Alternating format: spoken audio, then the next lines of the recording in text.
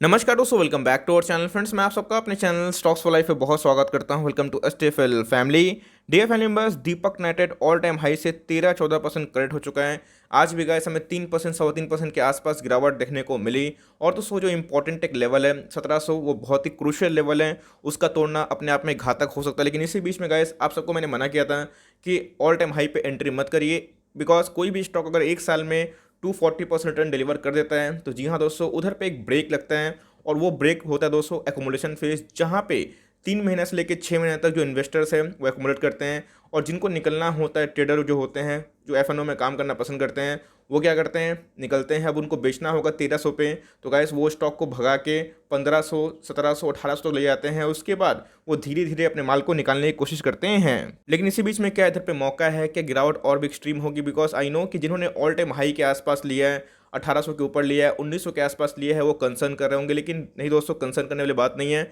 दीपक nitrate कोई small cap वाली company नहीं रही, एक मिड कैप का घोड़ा बन चुका है। तो इसी बीच में फाइनेंशियल में इन्होंने बहुत इंप्रूवमेंट किया। और खासकर दोस्तों प्रोमोटर ने अपने स्टेक बढ़ाए हैं, इस बात को आप नोट करके चले तो लॉन्ग टर्म के लिए बहुत ही अच्छा बेट है। लेकिन हमें अपनी प्लानिंग करनी है कि कौन कौन से लेवल पे हमें अपने इन्वेस्टमेंट हैं उसको लगाना है, जहाँ पे लॉन्ग टर्म में एक कंपाउंडिंग का इम्पैक्ट जरूर देखने को मिले। चैनल फर्स्ट टाइम होंगे, सब्सक्राइब कर सकते हैं इस तरह क्वालिटी कंटेंट को सबसे पहले एक्सेस करने के लिए। Now without delaying any for time, let's begin. तो गाइस मार्केट जो आवर्स ऑन है, मैं उसी में वीडियो बना रहा हूँ। तो अभी की बात की जाए तो 1725 के आसपास देखने को मिल रहा है, 1725, 3.25% के आसपास, 3.5% के आसपास हमें गिरावट देखने को मिल रही है। अब दोस्तों कोई स्टॉक इतना भागेगा तो उसका हक बनता है, फर्ज बनता है कि वो करेक्शन दिखाएं। लेकिन दोस्तों जो निवेशक है उनको परेशान होने की आवश्यकता नहीं है, बिकॉज ये अपने एक इंपॉर्टेंट जो सपोर्ट है उसके तरफ बढ़ता हुआ दिखाई पड़ रहा है। आप देख सकते हैं गाइस, इधर पे एक हमें सपोर्ट देखने को मिल रहा था, उसके बाद जो रैली आई थी वो पूरा अननेसेसरी थी। और उधर पे गाइस हमें एक तेजी देखने को मिली थी। तो गाइस जैसे हमें बताया कि दीपक नाइट्रेट ने बहुत ही ज़्यादा पैसा कमा के दिया है अपने निवेशकों को। इवन दोस्तों हमारे पोर्टफोलियो का भी स्टॉक है और इस पर हम लोग बहुत भरोसा करते हैं। लेकिन हर एक स्टॉक का एक लेवल होता है, स्टॉक को चीज़ नहीं करना चाहिए, थोड़ा सा कूल होने का वेट करना चाहिए, कम से कम हमें मार्जिन सही मिलना चाहिए। अगर आप देखें गाइस तो अभी भी दीपक नाइट्रेट ने 1 ईयर में 240% रिटर्न दिखाया है। तो गाइस कोई स्टॉक अगर इतना पैसा बना के देता है तो 20-25% उनके लिए कॉमन सी बात होती है गिरावट के लिए। तो गाइस वो पता है कि दीपक नाइट्रेट का बहुत ज़्यादा निवेश कहाँ पे है, फेनोलिक सेक्टर में। तो अगर आप उसको स्टैंडअलोन से कंपेयर करें उनके बिजनेस को तो जस्टिफाई नहीं होगा। 23,000 करोड़ की मार्केट कैप है, फेस वैल्यू 2 के लगभग है। और देखें दोस्तों तो इंडस्ट्री पी से महंगा हो चुका है, लेकिन दोस्तों ये इनके स्टैंडअलोन नंबर्स देखने को मिलते हैं। कंसोलिडेटेड की बात की जाए तो जी हाँ दोस्तों, अभी भी दीपक नाइट्रेट अगर उनके फेनोलिक बिजनेस को ऐड कर दिया जाए, बिकॉज अगर दीपक नाइट्रेट के कभी भी नंबर चेक करते हैं तो जी हाँ दोस्तों फेनोलिक सेगमेंट में इनका गजब का निवेश है, जिनकी वजह से इनके कंसोलिडेटेड जो बिजनेस है उनमें एक अच्छा खासा जंप देखने को मिला था। ऑल्दो स्टैंडअलोन के नंबर्स उतने प्रॉमिसिंग नहीं थे, लेकिन जैसे बताया कि इनके जो बिजनेस हैं हमें वो देखना है। नवीन फ्लोइन में क्या था दोस्तों, हमें सिर्फ और सिर्फ स्टैंडअलोन देखने थे, लेकिन इसमें हमें कंसोलिडेट देखना है। तो उस हिसाब से अभी भी अपने इंडस्ट्री जो पी है उससे सस्ता दिखाई पड़ता है। तो गाइस ये हमारा फ्रेश डेटा देखने को मिल रहा है। और जी हाँ दोस्तों, हमें जो नंबर्स हैं खासकर शेयर होल्डिंग मैनेजमेंट में, इनके प्रोमोटर के पास दोस्तों 45% का स्टेक देखने को मिल रहा है। इसके पहले 44.85% था। तो प्रोमोटर ने थोड़ा सा हौसला दिखाया है, अपने स्टेक को बढ़ाया है। एफआईआईएस की बात की जाए तो उन्होंने भी स्लाइड थोड़ा सा बढ़ाया है, 10.96 के आसपास देखने को मिल रही है, जो पहले से बढ़ चुकी है। डीआईएस ने ऑल थोड़ा प्रॉफिट बुकिंग किया और अच्छा खासा स्टेक हमें इसमें रिटेल का देखने को मिलता है, जो वेलकमिंग है। एक भी प्लेस की समस्या नहीं है। और गाइस आप देख सकते हैं कि इंश्योरेंस कंपनी ने भी अपना इंटरेस्ट दिखाना स्टार्ट कर दिया है। इसके पहले इंश्योरेंस कंपनी का कोई भी निवेश नहीं था, अभी गाइस 0.5% के आसपास देखने को मिल रही है। 2020 से 2021 का डेटा हमें आ चुका है। तो जी हाँ दोस्तों, अगर आप स्मॉल कैप कोई स्टॉक को चुनते हैं तो उसमें ग्रोथ ज़्यादा होता है, लेकिन जब वो मिड कैप में आता है, वैल्यूएशन बढ़ते हैं, तो ग्रोथ दोस्तों या तो सैचुरेट हो जाता है या थोड़ा स्लो होता है, फिर धीरे धीरे भागता है। तो जी हाँ, मार्च 2020 से मार्च 2021 में अगर आप सेल्स देखें तो 4299 से कितना हो चुका है, 4359 रुपीज़ इन करोड़। लेकिन दोस्तों प्रॉफिट की बात की जाए तो प्रॉफिट में बहुत ही अच्छा छलांग देखने को मिल रहा है, 611 करोड़ से कितना हो चुका है, 775 में 775 रुपीज़ इन करोड़। कंपनी ने अपने रिजर्व और सरप्लस को काफ़ी बढ़ाया है, जो बहुत मैं बोलूँगा पॉजिटिव हमें देखने को मिल रहा है। इससे दिखाता है कंपनी कितना कैश रिच होती है।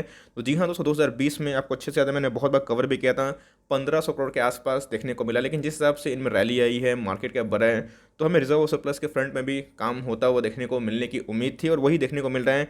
तो जी हाँ दोस्तों, अगर आप देखें तो 2300 करोड़ के आसपास इनके रिजर्व और सरप्लस बढ़ चुके हैं, जो पहले 1500 करोड़ के आसपास देखने को मिल रहे थे।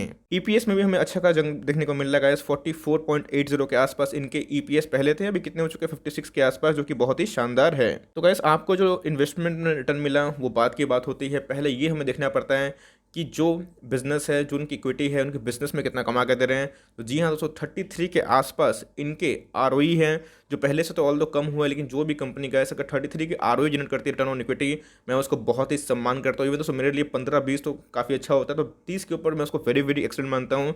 तो जी हाँ दोस्तों, इनके जो आरओई जनरेशन है वो हर एक फ्रंट में अच्छे हैं। अगर आप देखें इनके ऊपर करंट रेशियो भी बहुत बढ़ चुके हैं, इनके एसेट्स में काफ़ी बढ़ोतरी देखने को मिल रही है, जो अभी कितने हो चुके हैं 2.62। डेट के मामले में दोस्तों जब मैं दीपक नाइट को बहुत पहले कवर करता था तो उस समय 0.65 के लगभग था, और गाइस जब मैं इसको ट्रैक करता था तब इनका डेट टू इक्विटी 1 के आसपास था, जो बहुत ही रिस्की था। लेकिन उसके बाद आइडेंटिफाई लोग करते हैं बिजनेसेस को। अभी देखिएगा गाइस, ये जो प्रॉफिट बुकिंग हमें देखने को मिल रही है, साइकोलॉजी सिंपल सी बात है। अब जो छोटे मझोले जो स्टॉक्स है जिनका मार्केट कैप 5,000 करोड़ 3,000 करोड़ होता है, अब उधर में पैसा जाएगा, अब उनको एक मिड कैप कैटेगरी का स्टॉक बनाया जाएगा और इसमें जो स्लो मूवमेंट देखने को मिलेगी। लेकिन दोस्तों लॉन्ग टर्म वाले के लिए सही में बहुत ही अच्छा एकोमोडेशन फेस होता है, क्योंकि अगर आप देखें तो डेट के मामले में कंपनी ने काफ़ी प्रोग्रेसिव फ्रंट दिखाया है 0.22, जो बहुत ही कम है। पहले से तो भाई बहुत ही कम हमें देखने को मिल रहा है, जो बहुत ही वेलकमिंग है। और यही होता है गाइस कि बिकॉज यहाँ पे ट्रेडिंग भी होती है, इन्वेस्टमेंट भी होती है, तो जो लोग ट्रेडर होते हैं वो हॉट स्टॉक को चुनते हैं और अच्छा खासा मुनाफा कमा के निकलने की कोशिश करते हैं। लेकिन जो लॉन्ग टर्म निवेशक है गाइस, इधर पे इंटरेस्ट दिखाते हैं। आपने देखा कि प्रमोटर ने थोड़ा सा स्लाइट स्टेक बढ़ाया और हमें थोड़ा सा इंश्योरेंस कंपनी का भी स्टेक आता हुआ देखने को मिल रहा है, और खासकर दोस्तों एफआईएस ने भी थोड़ा सा इंटरेस्ट दिखाया है। कंपनी के सीएजीआर जो सेल्स होते हैं वो सबसे इंपॉर्टेंट होते हैं दोस्तों, बिकॉज कोई कंपनी को कितना सेल्स मिल रहे हैं, उनके ऑर्डर बुक्स कितने हैं, उनकी क्लाइंट्स कितने हैं, कितनी रफ्तार से वो कंपनी बढ़ रही है। तो जी हाँ, मैं 15-20% का जो सीजीआर सेल्स को बहुत अच्छा मानता हूँ। इनके 238 के आसपास से प्रॉफिटेबिलिटी की बात की जाए तो जी हाँ, कंपनी एक अच्छा खासा प्रॉफिट मार्जिन भी जनरेट करती है और उनके प्रॉफिट्स भी अच्छे खासे बढ़ते हुए दिखाई पड़ते हैं। जो सीजीआर की बात की जाए तो 114 के आसपास देखने को मिल रहे हैं। और गैस मैं इसी के बारे में डिस्कस कर रहा था। आपको पता है कि कोविड के दौरान भी जो केमिकल वाले बिजनेस सारे अच्छे कर रहे थे, उनके ईपीएस धराधर बढ़ते हुए दिखाई पड़ रहे थे। अगर आप देखें 18 से लेके 21 तक 1, 2, 3 इधर पे दोस्तों जो ग्रोथ था वो हमें एक्सपोनेंशियल देखने को मिला। इधर पे ऑल अगर आप देखें तो स्लाइट ही ग्रोथ देखने को मिल रहा है। प्रॉफिट की बात की जाए तो प्रॉफिट में दोस्तों धराधर बढ़ोतरी देखने को मिल रही है।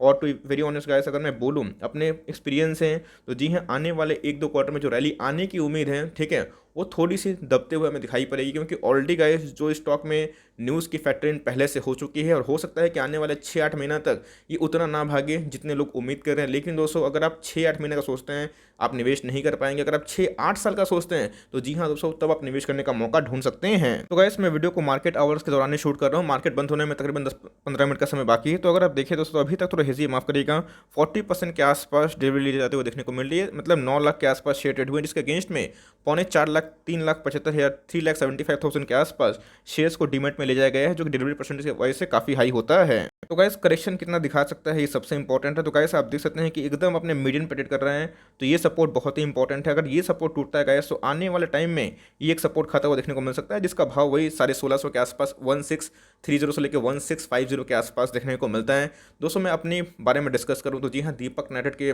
लाइक जो शेयर है मेरे पास बहुत ही लोअर लेवल से हैं, और मैं विश करता हूँ कि इसको और ही फर्दर एक्यूमुलेट करूँ, बिकॉज मुझे कंपनी में भरोसा है। मैं छोटे मोटे करेक्शन डरता नहीं हूँ, बिकॉज मुझे पता है कि आने वाले कल में कंपनी मिड कैप हो गई तो इनकी रफ्तार भी थोड़ा स्लो हो गई है। तो इधर पर आप देखें तो आरएसआई की बात की जाए तो अभी भी गाइस ओवरबॉट में हमें देखने को तो नहीं मिल रहा है, लेकिन मनी फ्लो इंडेक्स 70 के आसपास है, विच इज़ वेरी हाई।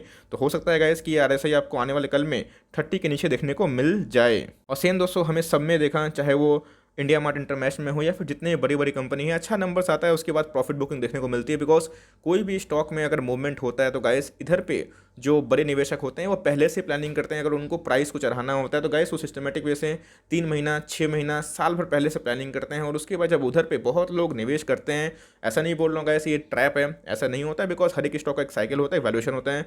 मैंने आपको बहुत बार बताया था कि दीपक नेट को भी थोड़ा अवॉइड करें, बिकॉज पोस्ट Q4 में हमें एक थोड़ी करेक्शन की उम्मीद भी थी, और वही करेक्शन हमें देखने को मिल रहा है। तो इधर पे कोई भी घबराने वाली बात नहीं है। कंपनी के मैंने आपको फंडामेंटल्स क्यों दिखाएं, इसलिए दिखाएं कि कंपनी के फंडामेंटल्स हर एक फ्रंट में अच्छा हो रहे हैं, चाहे उनकी प्रोमोटर होल्डिंग को लेके हो या फिर इंश्योरेंस होल्डिंग को लेके हो या फिर उनके आरओई जनरेशन हो। खासकर दोस्तों उनके रिजर्व सरप्लस भी काफ़ी बढ़े हैं, और साथ ही साथ दोस्तों कंपनी के जो फेनोलिक सेक्टर में निवेश है ये अपने आप में बहुत ही अच्छी बात है। लेकिन ऑल्दो कंपनी का वैल्यूएशन काफ़ी हाई हो गया, इस बात को पकड़े चले हम तो जी हाँ 1700 के आसपास हमें शेयर प्राइस देखने को मिल रहा है। अगर ये तोड़ता है तो गाइस आप पकड़ के चलिए, 200 पॉइंट करेक्शन एकदम आम बात है इस स्टॉक के लिए। तो गाइस हमें एकदम वॉश के लिए प्रिपेयर होना है, और हमें अपना जो इन्वेस्टमेंट है टुकड़ा उसको एकदम दिमाग में लगाना है। तो अगर आप निवेश नहीं किए हैं तो 14% के आसपास दोस्तों फर्स्ट निवेश थोड़ा सा कर सकते हैं। मैं पूरा का बात नहीं कर रहा हूँ, बिकॉज आपको मैंने बताया कि वॉश के लिए प्रिपेयर होना है। उसके बाद अगर गिरता है दोस्तों तो हमें 1500 के आसपास 1520-30 के आसपास मुझे इनके फेयर प्राइस लगते हैं, और कभी भी आपको 1500 के नीचे मिल जाए दोस्तों दोस्तों ये स्टॉक कुछ के होने का कुछ ही पॉसिबल है। तो गाइस आप चाहें तो फॉर लॉन्ग टर्म थोड़ा बल्क कर सकते हैं और इसको छोड़ सकते हैं, और लॉन्ग टर्म में दोस्तों आने वाले 3 से 5 साल में ये आपको पैसे जरूर बना के दे सकता है। तो यही मेरी कमेंट्री थी, गिरावट क्यों हुई है। मैंने आपको साइकोलॉजी समझाने की कोशिश की और मैंने आपको फंडामेंटल बताया। कंपनी बहुत ही अच्छी है, आप चाहे तो होल्ड एंड कंटिन्यू कर सकते हैं, लॉस में बिल्कुल भी मत बेचिएगा, कंपनी लॉन्ग टर्म के लिए काफ़ी अच्छी है। अगर वीडियो अच्छी लगी तो लाइक कर दीजिए, चैनल फर्स्ट टाइम होंगे तो याद से सब्सक्राइब करना ना भूलें। फर्दर कोई डाउट उसको ड्रॉप कर सकते हैं, कोई सा रिव्यू चाहिए उसका नाम भी ड्रॉप करना भूलें। I would love to make a video on your demand. Guys मिलते हैं जल्दी ही, तब तक के लिए bye, thanks for listening friends, God bless you all.